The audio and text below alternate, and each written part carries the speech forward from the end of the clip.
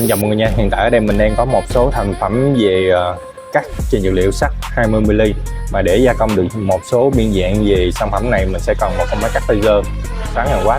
Thì dòng 6000W sẽ gia công được về dược liệu từ dưới 30mm trở về. Thì hôm nay em sẽ quay cho mọi người xem về thành phẩm cũng như là trong quá trình gia công cắt của dòng máy này để cho mọi người xem hiểu rõ hơn ha.